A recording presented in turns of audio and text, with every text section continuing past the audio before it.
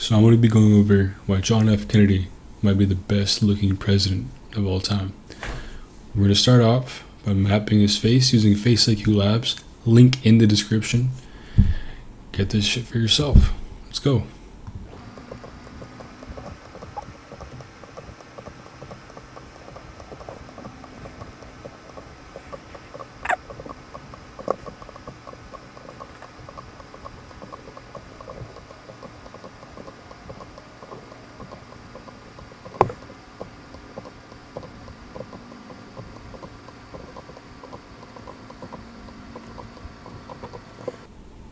Alright, so we are going to unlock his score in 3, 2, 1.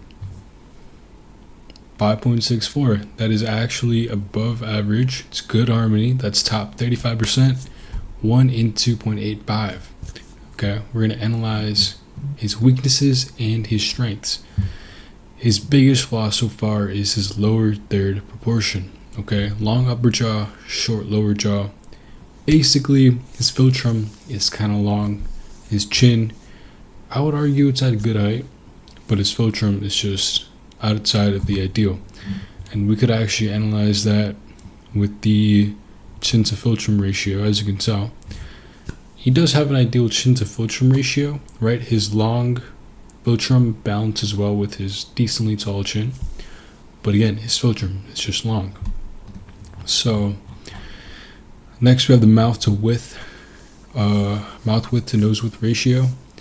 His nose is apparently very narrow, and his mouth is apparently very wide.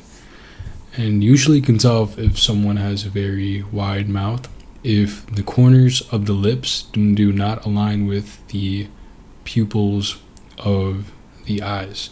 So we can tell this technically does kind of align, but his pupils, his eyeballs have like that Pennywise look. They're kind of like, it gives him, you know what I mean? Like I don't know how to say it, but he has very crisscrossed eyes is a good, thing to say. His narrow nose, I would say it's decently. I would argue it's a decent size, but technically, yeah, it's not in proportion with his mouth. Nonetheless, still a flaw. His eye aspect ratio, it's an overly narrow and compact eye shape. I have a feeling it has to do with his, the way his eyes are pointing in different directions, maybe. His lateral canthal tilt, it is slightly neutral to negative almost, right? He has uneven canthal tilts. Not the biggest flaw, but nonetheless still a flaw. His lower third, very long lower third, equal upper third and middle third. So he scored a 4.23 out of 10 for that. His strengths though, if we go here, let's just do a quick overview. Strength: ideal forehead width, ideal eye spacing, balanced eyebrow tilt, harmonious mid-face and jaw alignment, and an excellent eye size. So basically, a lot of his strengths come with, very good upper third, very good middle third.